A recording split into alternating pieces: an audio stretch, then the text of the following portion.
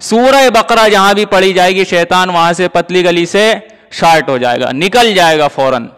آج کل گھروں میں کیا ہو رہا ہے بھائی, ماں بیٹی کی لڑائی ہے, باپ بیٹے کی آپس میں لڑائی ہے. تمہارا اپنا مسئلہ حل ہونا ہے اور تمہاری اپنی پریشانی دور ہونی ہے. تمہیں اپنے گھر سے جن خود بھگانا ہے اور آپ دوسرے کو لا کے بٹھال رہے ہیں وہ بھگا دے گا.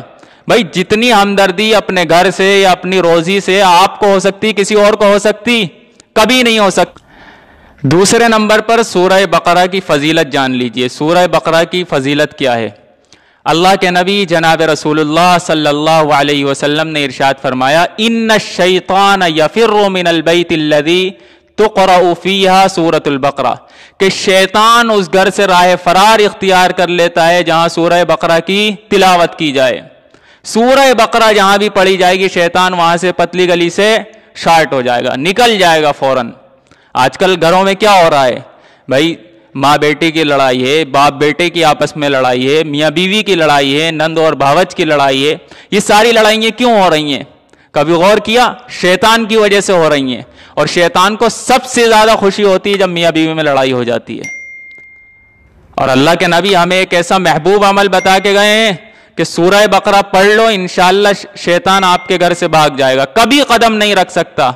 لیکن ہمارا حال کیا ہے؟ اول تو سورہ بقرہ پڑھنے کی کوئی ضرورت نہیں ہے, چاہے اس کی بھی کتنی فضیلتیں ہوں. لیکن اگر ارادہ بھی کر لیں تو خود نہیں پڑھیں گے بلکہ ایک حافظ جی کو لائیں گے.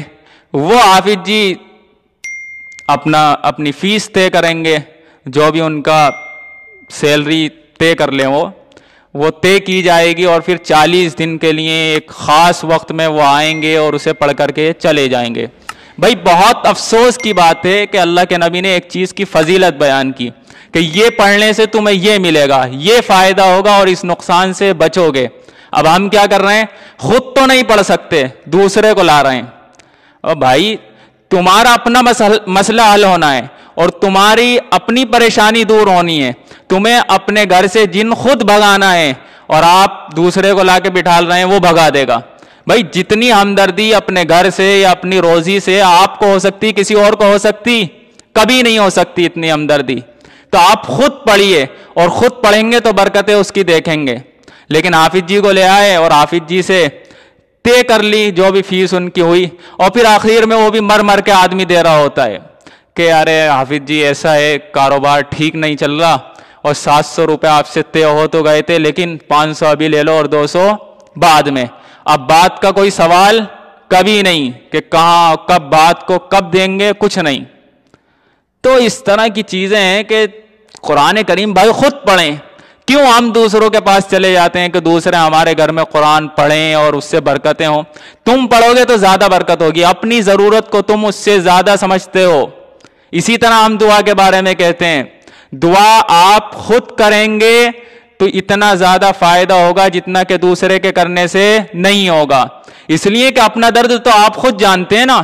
اپنا درد آپ جتنے اچھے انداز میں لوگوں کے سامنے اللہ کے سامنے بیان کر سکتے ہیں کوئی اور آپ کا درد بیان نہیں کر سکتا. اور دوسری حدیث میں جناب نبی کریم صلی اللہ علیہ وسلم نے ارشاد فرمایا کہ سورۃ البقرہ تعلمها برکہ, اس کا سیکھنا اس کا پڑھنا ایک برکت کی چیز ہے. وَتَرْكُهَا حَسْرَةٌ, اور اس کو چھوڑ دینا یہ بہت افسوس کی چیز ہے. کوئی آدمی اسے نہیں سیکھ رہا ہے نہیں پڑھ رہا ہے تو وہ شخص قابل افسوس ہے. وَلَا تَسْتَطِيعُهَا الْبَطَلَ, اور جو بھی شخص یاد رکھو سورہ بقرہ کو پڑھے گا کبھی بھی کسی کا جادو اس پر اثر نہیں کر سکتا, کبھی نہیں اثر کر سکتا.